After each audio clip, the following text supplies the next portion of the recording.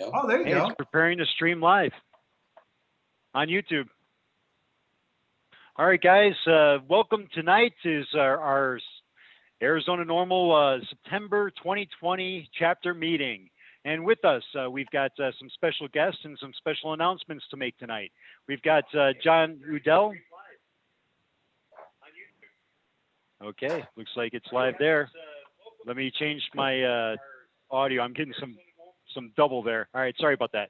All right, so we've got John Udell, who is actually, I'm proud to announce, a new member of the team. He's our new communications director for Arizona NORML. Welcome, John, and congratulations. Thank you very much. We've also got Alejandro Chavez from Strategies 360. He's going to be giving us an update here on where the campaign is sitting. We've got Dr. Alan Harrison, who is kind enough to join us here tonight to talk about his ordeal over the past 8 years. 8 years of his life to have his case finally dismissed by legendary attorney Tom Dean. And then Dismissal we've got Dean. that's right, Dismissal Dean. And then we've got Gunnagle 2020, Julie Gunnagle from Maricopa County Attorney, joining us to talk about parental rights in cannabis. We also have joining us Allison Stein from the Kush Chronicles. She's going to be providing a community update. And we've got Todd Gilchrist, who is going to be providing a national update. He's also our Deputy Director for Arizona NORML. And last but not least, Mike Robinette, who is our Secretary for Arizona NORML and the Director for Southern Arizona NORML. And tonight, I'll let Mike actually jump in real quick. I'll let Todd jump in first and talk about national updates. Todd, it's all you. I got to unmute. There we go. All right, we got a few updates from national. The main update that we want to talk about today is the MORE Act that is going to be coming up for an upcoming vote in the House. The MORE Act is the Marijuana Investment and Expungement Act, which would mark the first time since the passage in 1970 in which placed cannabis in the same category as heroin, that a congressional chamber has voted to remove marijuana from its prohibitive classification. So this is big news for us, and we're hoping that it moves forward on that note. There's a couple other updates I got. Industry-wide, adult use retail cannabis sales continue to set records. Likely not so much a reflection of increased consumer demand, but consumers shifting from the illicit market to above ground legal marketplace. There's also an update from Keith Stroop, as the founder looks at 50. He's reflecting on his times with Woody Harrelson this week. Nebraska has a medical marijuana initiative that qualifies as well for the November 20 ballot. Medical cannabis use by seniors associated with improved quality of life, and adult use legalization markets are not tied to the vaping related illnesses that we've seen with that vitamin E acetate. So that's good news for us. And that was it. That was the last update I had for you guys. Great, thanks, Todd. And now we'll bring it on over to Mike Robinette to talk a little bit about what's going on at the state level as well as Southern Arizona. Thank you so much, Ryan. I want to take a minute to say welcome aboard, literally, to Jonathan Udell, or John, as well. We're looking forward to working with you, John. So welcome aboard. You picked a great organization to work with, and we're excited to have you. Thank you. I'm Mike Robinette. I did not get promoted. I did not get a title change this time around. So I'm still just Director of Southern Arizona NORML, as well as Secretary for Arizona NORML. I just want to real quick go over a couple of things that we have going on. We do have our, we work at that Arizona NORML always does its chapter meeting on the first Tuesday of the month, and we always do ours down here in Tucson on the first Thursday So our chapter meeting is this Thursday. The only difference is we do ours at 6:30 as opposed to 7. So if you want to hop on, you can go to soaznormal.org. We have a Zoom link there, and we'll, of course, hopefully stream live on Facebook, even though we've had some difficulties with that this evening. Our chapter meeting, and Alejandro Chavez will be joining us as well. He gets around. He'll be joining us as well on our Thursday chapter meeting. We'll have national, state, and local updates as well. Next, just so you, I wanted to kind of give an inside view of the organization. As you know, we're Arizona NORML is the state chapter of NORML, and we're what's known as a local chapter is Southern Arizona NORML. We do have a national organization, NORML, and we actually do calls every Tuesday and Thursday. And what we've really endeavored to do is make sure that we have an Arizona NORML presence on those calls. So I'm kind of the designated guy. So I'm sitting in on every Tuesday and Thursday on national calls. They're great calls where we talk with other chapter leaders across the nation, where we get national updates. And in fact, we were very fortunate last week that they let me take the meeting for about 10 minutes and talk about Smart and Safe and all the consumer protections and good things about Prop 207. And that kind of just gives us a way to have our presence with national and work collaboratively with national. Next, one thing that I'm always excited about, and I'll try to contain that excitement tonight, but we do have next Saturday, our September 12th at 7 a.m. If you are in Tucson or the surrounding area, we do our highway cleaning. We have adopted a highway. It is Campbell Avenue, if you're familiar with Tucson, from the Rito River at Trader Joe's down to Fort Lowell. When we're done cleaning, I always advise people, show up, put yourself a picnic lunch with the family on the median and eat off that road. That's how clean it'll be. And then finally, the emails went out today. We are doing a general election 2020 general election guide where we're going to rate all the candidates relative to their views and stances with cannabis. And we're going to publish that with the drop dead date of October 5th. And real quick, if anyone's interested in helping us with that, just shoot us an email. And I'm going to have to ask Ryan, which email would we use? I'm sorry, which email was that, Mike? Or if anybody's interested in working with us on the candidate guide. Oh, actually, you could send it over to info@arizonanormal.org. That'll actually go to all of us, so everyone will get that email, and so nothing gets kind of lost in between there. Perfect. So thank you, Ryan. So info@arizonanormal.org. Let us know if you're interested in working with us to create this candidate guide, which we hope and we assume will be the best candidate guide we've yet to produce in the history of Arizona NORML. And lastly, relative to volunteering in general, we're putting together some things. We've got a couple, I think it's 64 days now till the election in November. I look at it as we are at a real golden opportunity in history to really work toward legalization and make Prop 207 happen. And I kind of view my position, and I think, relative to all of us who are involved with NORML, is this is our opportunity to legitimately take ownership in legalization and know that for the rest of our lives, we did something to make it happen. So if you are a volunteer in any capacity, we would love you to reach out to us again at info@arizonanormal.org and let us know if you're interested in working on this. We're going to create some really fun volunteer stuff to do. And I'm sure Alejandro is going to be talking about a few things that we can do to help the campaign. But really, this is a 2-month period. Well, that would be a 2-month period where we can actually influence something in our favor and something that's going to really benefit our community for the rest of our lives. So I urge all of you, take ownership in legalization and let us know if you're interested in any capacity to help us in volunteering. And with that, I'll turn it back to Ryan. Thank you so much for your attention. And if you're interested in highway cleaning, September 12th at 7 a.m. down here in Tucson, the Trader Joe's parking lot at the Rito River and River Road. Thank you.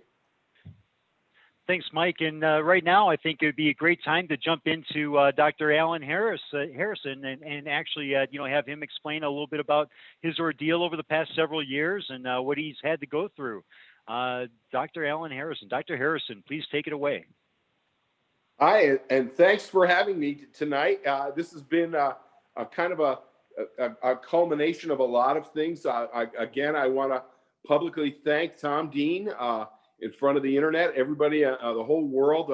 This couldn't have happened without his brilliance and without his effort. He really did a great job. And one person that really worked behind the scenes that would have loved to have been at our celebration this past Saturday. We had about 40 people there. It was really wonderful. Would have been Michael Weiser. He really worked behind the scenes with me on my case. He showed up as a witness for me. He wrote reports on my behalf through the whole process. But to make a long story short, I had a traffic stop in 2012 in going from Scottsdale into Phoenix on Shea Boulevard. And I had about 40% of my maximum quantity with me as a patient and caregiver. I had 3 caregiver cards at the time. And I was arrested, vehicle taken away through civil asset forfeiture, computers, house robbed through this process. And there were charges were possession of marijuana with intent to sell, even though I never made any transfer or anything like that. And I had a few medibles. So there was a narcotics charge, 2 class 4 felonies. I was in the right the entire time. I fought declared my innocence throughout the entire time. Dealt with all kinds of ordeals created by the state because, of course, they don't like somebody that's not going to roll over and cooperate with them. And to make a long story short, 2 weeks ago, they finally agreed to dismiss all charges. There was no fine or anything like that. All charges were dismissed with prejudice. And the coolest thing was last week I went down to property and evidence, and they returned things that they took, including a bag of marijuana.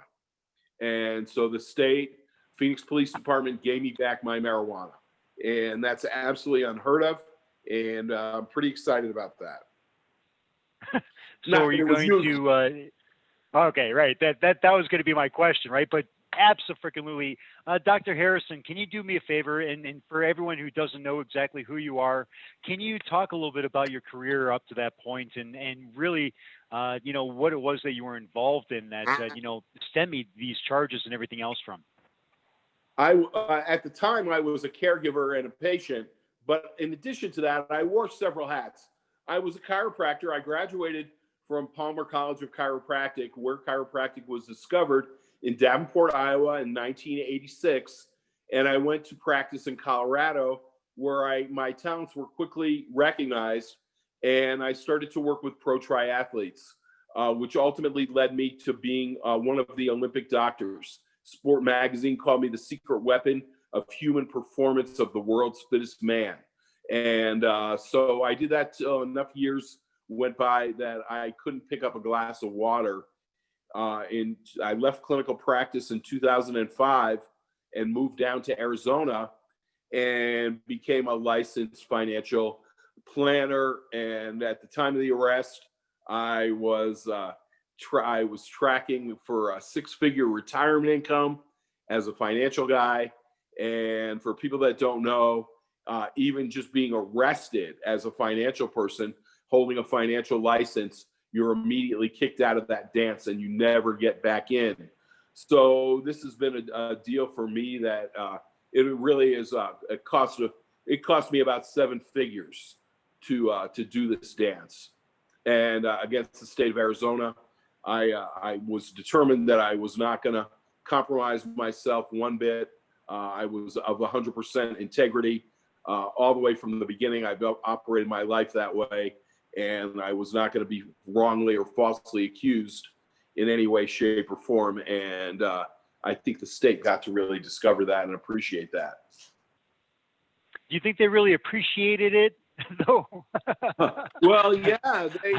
They realistically, they appreciated it. 3 business days after this dismissal, Maricopa County changed their policies forever relating to marijuana arrests. And now if you get arrested in Maricopa County and you get a medical marijuana card, there's no charges pressed. I have to imagine that we really had something to do with this because they don't want to mess with the patient. And I'm sure Julie can kind of expand upon that, that statement there, and not really why we brought you on, but if you'd like to, Julie. I mean, I don't know if you have any additional information that you might be able to add from that side of things. Yeah, I mean, I think two things, if I could. I think it really was pressure from you, Dr. Harrison, and others. Like, this is really important. This was a big move. I would push back on the fact that it's forever. It's not forever. It is an office policy. And it's really, really important that we pass 207 for this reason. And then, I mean, my quip is still, why are we prosecuting cannabis at all?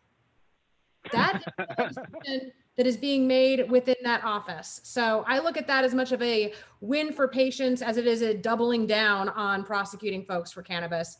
And we still need to revisit that policy. Love it. Thank you, Julie. And Dr. Harrison, for what you've gone through, thank you for standing up and, holding true to yourself and your dignity and your morals, your ethics, and taking it. Yes, thank you. It couldn't have been easy. I'm sure there were some turning points there in the case as things were going on that you really had to, look deep in yourself to find that strength and energy and that courage to keep going on. You have no idea the ups and downs emotionally, mentally, physically, financially that occurred. It was truly an 8-year ordeal that I had to hunker down and be prepared to stand my ground. And, based on my integrity for who I am, if I didn't do it, I would live the rest of my life in regret. And that's not who I am at all. Well, it shows, and thank you. Thank you for standing up, and you did something for patients everywhere, for people in that situation. So you are really someone that could be held up as a standard for standing up against the oppressors there in this type of situation. So thank you for being that. You are totally welcome. I'm glad to do it not only for myself, but for all the marijuana people in the entire state of Arizona. I really felt like I stood my ground and ended up making a difference with that. And if you guys don't have any more questions for me, I'm gonna actually jump off because I'm gonna drive back up to. That's perfect. So I'll be in the car after this. But I wanted to get on the call and acknowledge everybody and thank everybody throughout the entire marijuana community over the years. There's more people than I could list or even remember to thank. I would be guilty of forgetting. So I want to just say thank you. I'm grateful that I made it through the other end, through my oppressors that were trying continually throughout the entire time to create one more roadblock. And I'm glad that I had the guidance and the fortitude to move through it and move forward. And I think for future patients and the industry, Tom Dina and I, through our efforts, have created a very definite change. It's shown up in the last couple of weeks here. So it wasn't by accident. Great. Well, thank you, Dr. Harrison. Thank you so much, everyone. I want to thank you again. I'm jumping off and I'm going to hit the road. Thanks, Doc. Okay, sounds great. You have a great night. And then with that, we'll jump on over to Alejandro Chavez, to give us an update and to take it over from here. Alejandro. Hey, hello, everyone. First, I want to thank you all for, that's giving me a bad reflection. Can't see the computer as well, but it's giving me a bad reflection from this light. I want to thank you all for having me on the call. And I want to also thank anybody that is here watching. I know we're all in weird times. I got 2 kids at home, so I imagine cooking. I have a full-time job. I teach the 4th grade, or I assistant teach the 4th grade, assistant teach the 1st grade, and I'm a hall monitor, a cafeteria worker, and a janitor. So I appreciate everyone that is going through that as well, taking time to be with us, because I know it can be hard. A few things I would like to say to kind of on a few things I mentioned before. One is just to also be clear, everybody, when we talk smart and safe is Prop 207. I know we've been talking about smart and safe, and here Prop 2, it's one and the same.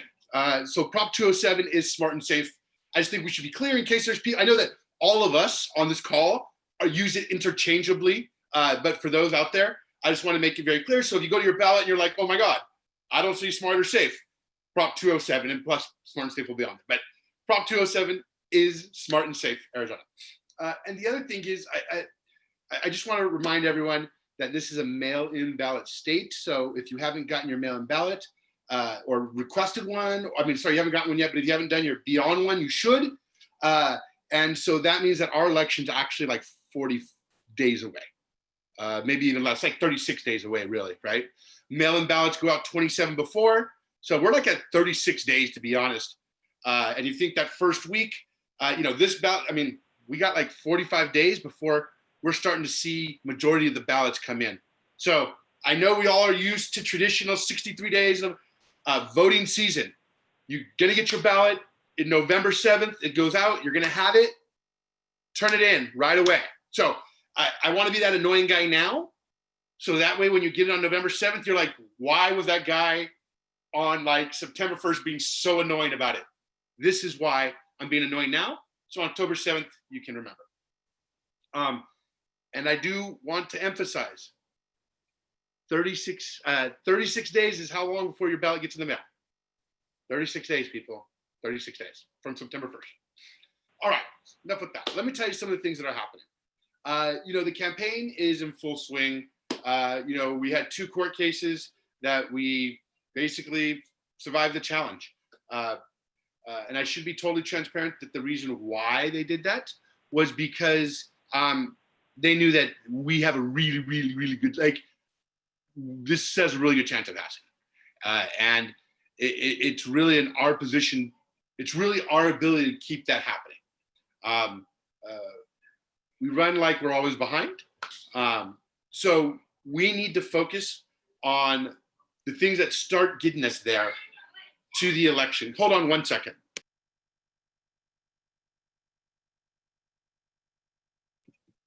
Sorry, kids, dad's away, mice will play, right? When I was his age, I would have thrown, they're like 9, I would have thrown like a party in the room. So they're just being a little loud, so I shouldn't complain. We have to start refocusing on some of the things we've been talking about and some of the things we're doing and actually start moving those into action. Now, I know everyone's thinking, well, I want to knock on doors, or how are we going to knock on doors? Exactly, I don't know. It's going to be hard. We're all trying to figure this out. We're going to be trying some things. Some of these things are going to work real well. Some of these things are going to work real well for a section of the community. Some of these things are not going to work at all. And we're going to spend a week and be like, well, lucky we only had 1 or 2 people doing this and we didn't try and get our whole team to do this. And I will say that there's not a silver bullet here. No one between now and election day, actually never, but let's just say between now and you get your ballots, is going to develop a secret, special, magic bullet that is going to get it all perfect every time. Not going to happen. That sounds like a challenge, Alejandro. Yeah, that sounds like a big challenge to you, that you're laying down. I mean, there's no app that does organizing for you. Organizing and turnout is done every day by people. There's no special tool. Ooh, we do this. Now they will try and tell you, and you will get an email that says, ooh, we have a special tool. With this tool, we are going to unlock the election. Okay, no. There are no shortcuts. So for those of you who don't know, my grandfather was Cesar Chavez. And a quick story. There was a student asking him and interviewing him because they want to know what he did to get so many people inspired to not eat grapes, the whole movement. They're like, Cesar, what did you do? He says, well, I went and I talked to one person, and I talked to another person, I talked to another person. And then Cesar goes, okay, I get it, I get your organization. But Cesar, many people do it, and you've done it like nobody else. We're talking 17 million people have stopped eating grapes around the country. You know, farm workers have rights. What did you really do? And he says, okay, I'll tell you. I went and I spoke to one person, and then I spoke to another person. I spoke to another person. There is no shortcut to organizing. You have to talk to people. You, Mike, you, Ryan, I, Alejandro, Julie as a candidate, but even if she wasn't a candidate, as a volunteer, right? You all have the ability to unlock people's vote. And what I mean by that is unlock what's going to help them change their mind. Unlock what's going to help them get out and vote. Help unlock whatever it is or remove their barriers. And the way you do that is through your story. Look, if data did it, we'd all be out of work. You know why? They'd get the data together, they'd put on billboards, people would drive by it, they'd see the data, and they'd do the right thing. But we know that's exactly what does not happen, right? That's why we know there's organizers and people that have to share their stories. That's great that people like Alejandro, great. But the truth is there are a lot more people who look like Mike, come from Mike's community, shared Mike's experiences, have Mike's social and equity surroundings from Tucson area, Cali area. His story is going to resonate with people there more than me. Now they may be, Alejandro, that's great, your grandfather sees your child, yeah. But when they're talking about their day-to-day lives, they relate more to somebody they see daily, somebody that shops where they shop. I just don't meet that need. So that's why it's going to be up to all of us to try and do that and expand our abilities. Now, I'm not going to lie, as I told you, there is no cool special app or anything. We have to do the basic things well. There is do the work. Yeah, there's a reason why people have been phone banking and telling their stories since the 50s and 60s for this type of campaigning. It works. Obama, if you think about John Kennedy, right? He won in 1960 with phone banking and door knocking, right? Obama, right? We're talking 44 years later, also won knocking on doors and calling and sharing your story. And that's how we're going to win again. Prop 07. So what do you have for us here, Alejandro? Yep. So we have a couple of pieces here for you all that I think are important. One is we have an opportunity to volunteer. So Mike Robinette made calls this weekend. Anybody can do it. Right now, we are actually calling voters that we figure are supportive and trying to get them on Pebble because we know that that's the best thing for people to do. That's what we're doing now. In a few weeks, we're going to be doing a phone bank to voters to turn out to vote. It's really simple. Give me 30 seconds here, and I will show you how simple it is. Desktop. So you come to this thing here. Go to your phone bank. I'll give you a link. You'll click on the link, put in your zip code. You shouldn't have to register, but we're working out that detail. You may have to register to log in or register an account, and then you put in your zip code. And what it's going to do is give you people in your area who I'm calling, and it'll walk you through everything. Here's their name, their number, their age, their gender, a script, very simple script. You can see where they live.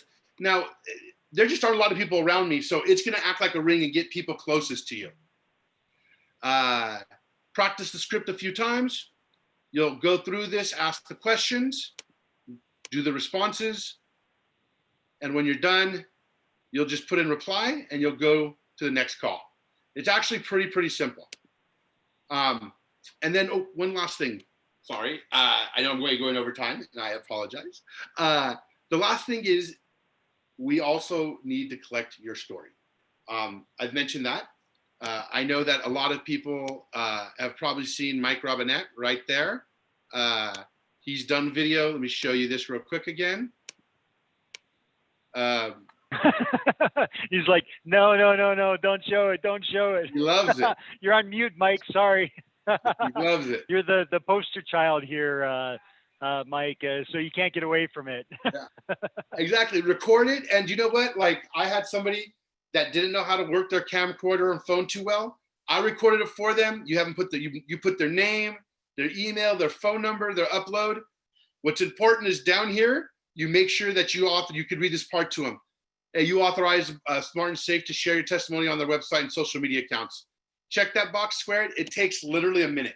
And if you remember, I said your stories are going to be the ones that do it. So give us this great content. We want to share it with your friends, your neighbors, the people around you, people that share your values, and try and win people over. So I have gone way past what I'm sure Ryan wanted me to do. I do apologize. Now I have to. You're always more than welcome. Yeah, and if you Thank have any you. questions, send them to John, because he's the new person that gets the questions, and he will find a way to get them to me. It used to be Ryan. So John, you're the new person that gets the emails, and you can figure out where they go from there. And I will get you those links so you can share them and have them as a resource for people. Perfect. Thank you so much, Alejandro. It's always a pleasure to have you on, and especially as we get closer to November election here and D-Day. It's going to be, more important and pertinent than ever, having you on with our broadcast. So thank you again for joining us. Have a great night. All right. And thank you, you as well. And with that, I'd like to turn it on over to Mike Robinette to talk a little bit about our educational series that we've got going on. Indeed. Thank you, Ryan. And I will say, if you are interested in phone banking, as Alejandro did say, I did do it on Sunday, and I got one guy strongly supporting Prop 207, and I was only hung up on twice. So it's not a bad experience. And actually, I encourage everyone to do it. I prefer knocking on doors, but phone banking, it's okay in the COVID world. So I enjoy it. So hopefully you guys might want to get into it as well. Real quick, Ryan mentioned educational series. I'm popping with excitement, popping. Here's the thing. One of our real charges is as NORML in Arizona, both Arizona NORML and Southern Arizona NORML, is not only to reform marijuana laws, but also to really do outreach and educate the community. And with that in mind, we decided to create a collaborative effort, which the name says it all. It's our educational series. And our educational series does just that. We look at things that go on, phone calls that we get relative to advocacy, and we're trying to identify some common themes that are concerns in the cannabis community and address those. For example, our inaugural educational series event was, I don't remember what it was. It was a couple of weeks ago. I should have written the date down.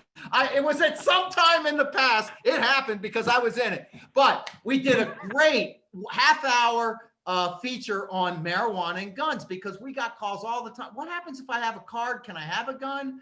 And I did want to, again, thank Jeff Jacobs, Logan Aaliyah, and Adam Trank for joining us and really informing us as to the realities that are marijuana and guns in our state.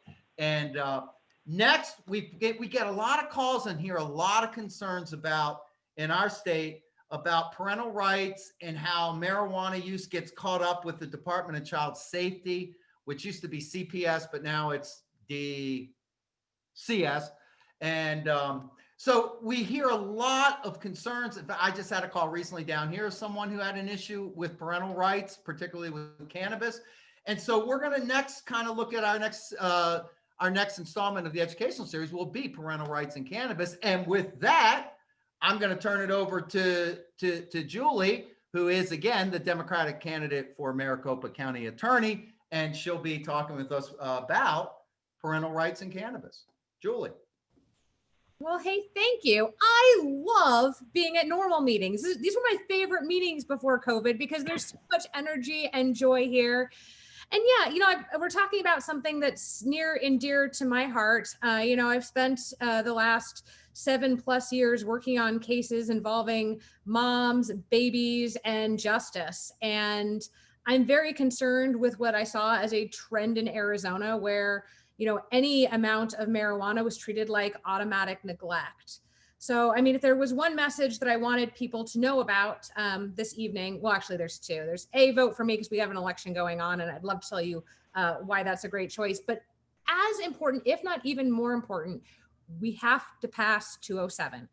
And the reason why is if you care about these sorts of cases, if you care about keeping families together, if you care about ending this bizarre prohibition that we've had in Arizona, we've got to pass 207. And what 207 provides is that cannabis possession cannot serve as the sole basis for abrogating or limiting any right or privilege conferred or protected by the laws of the state.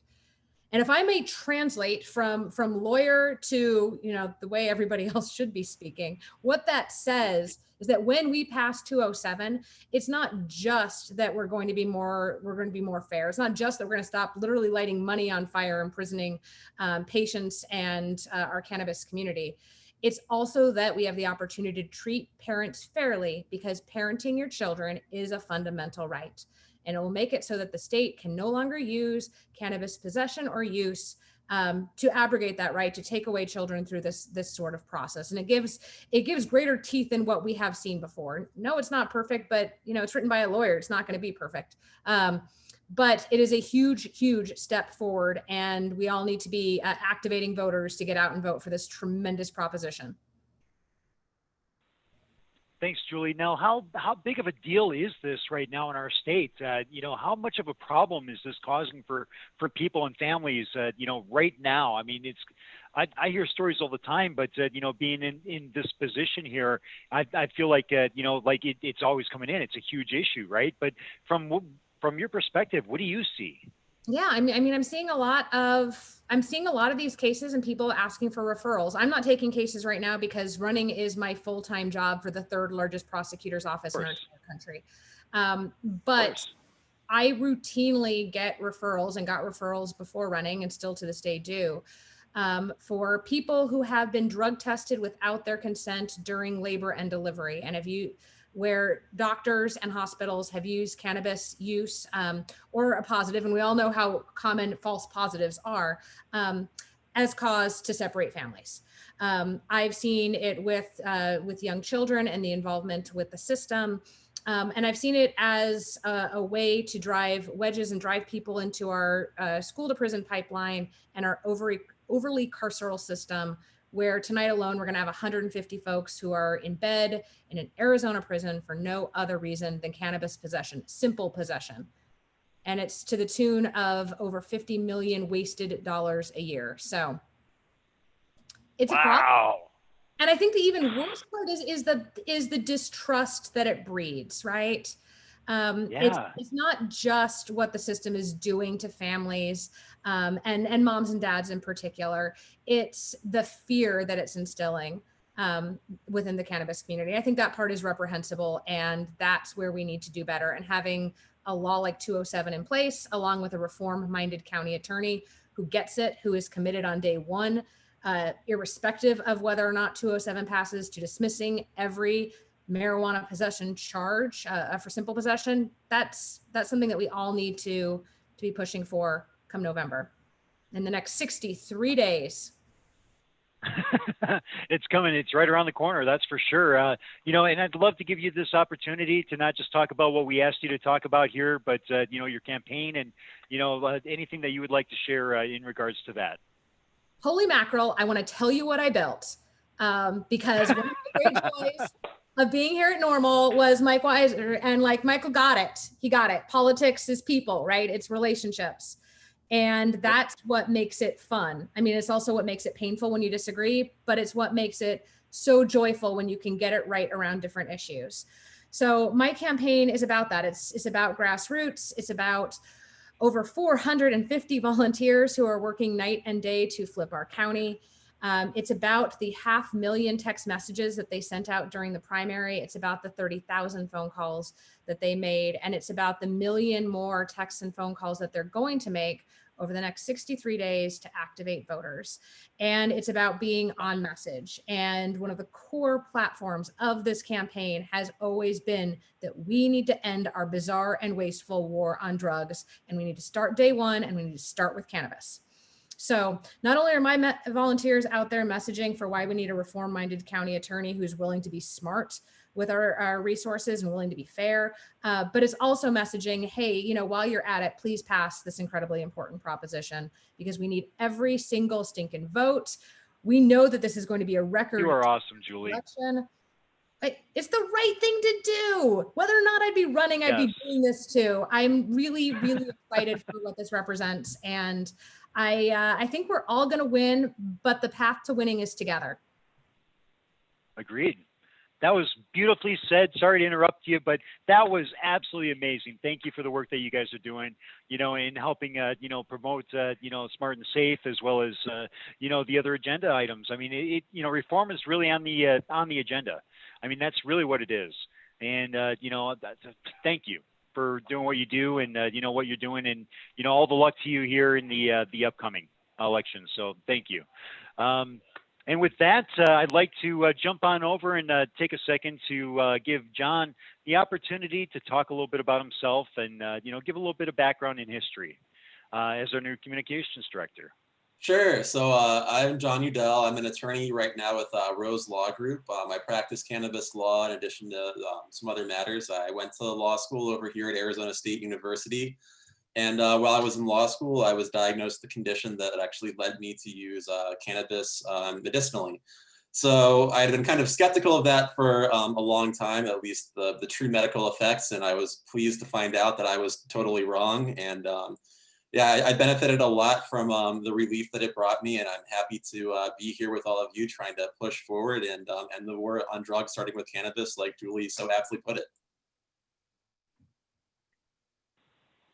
Thank you, John. And Mike, is there any kind of wrap up that you'd like to do here before we close down for our September? Oh, that's right. Hey, sorry about that. Allison actually has community Allison, update. She's going to jump on. Yes. I'll go after All right, Allison. you're still muted. All right. Or you're muted there, Allison. Right.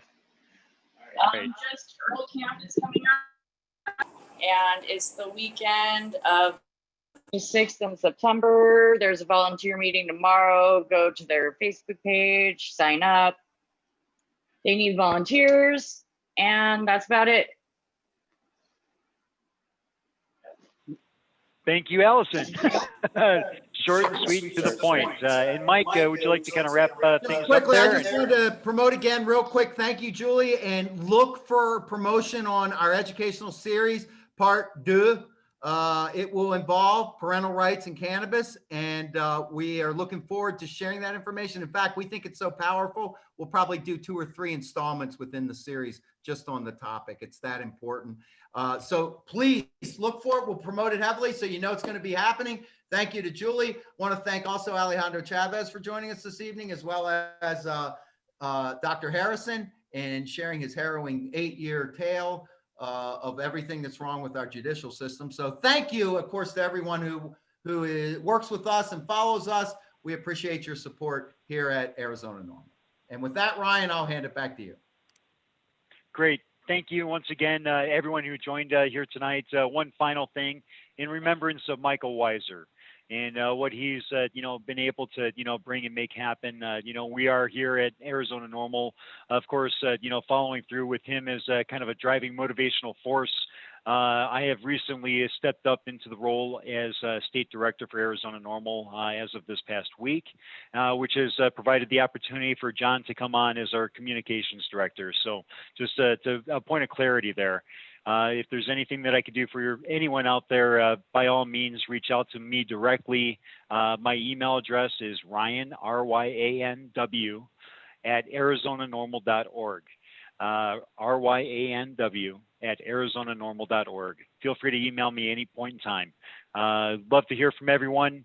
Y'all have a great day, great night, great week, great month.